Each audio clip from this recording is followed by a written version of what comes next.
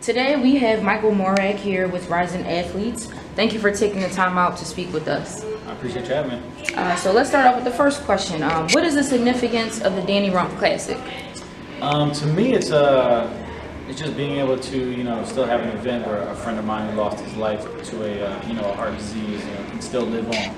Every time I see guys out there with a Danny Rumph jersey on, or they're buying Danny Rumph merchandise, it's a good feeling to know that his name kind of still lives on 12 years after his passing. So I know he was a friend of yours, but what was the relationship like in your friendship? Yeah, I mean, me and Danny were good friends since we were probably about 12 to 14 years old. We started playing like Philadelphia youth basketball, playing at a local playground called Mallory Playground, which is actually the same, recreation center that Danny lost his life in, which is now called the Danny Rumph Rec Center.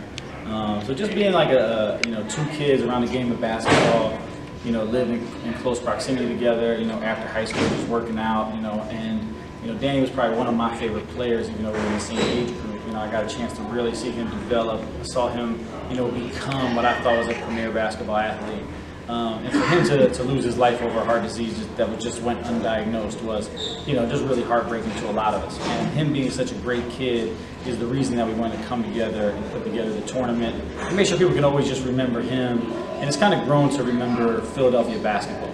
We want to make sure that all the different levels of guys come out, coaches, youth coaches, some of the top players, guys in the league, overseas, guys can really get a chance to come back and spend a weekend together.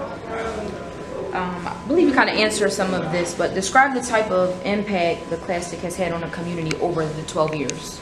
It's great to see it kind of really grow. The other night we finally found some of the footage from about year 5, year 6, and to be able to see where we went from a little recreation center to playing, bigger arenas like LaSalle University. It's always just amazing to see that, we've taken this thing that, probably the first time we did it was just a bunch of us friends in the gym. And to be able to now look up and see 3,200 people and a lot of NBA players flying in to participate is really cool.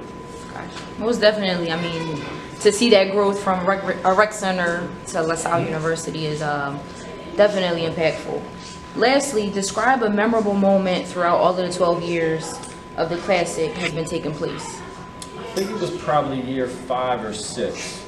I'll give you a couple moments. One of my first moments was Maurice Spates was playing for the Sixers at the time. He was one of the first bigger local guys that played for the Sixers that came and played. And he came into the registration room, got his uniform, and he was really nonchalant about it. He walked back out, he had to duck his head to get into the gym, and all of a sudden the gym was packed, there was no three-point line. And his look on his face was like, man, this thing filled up quickly.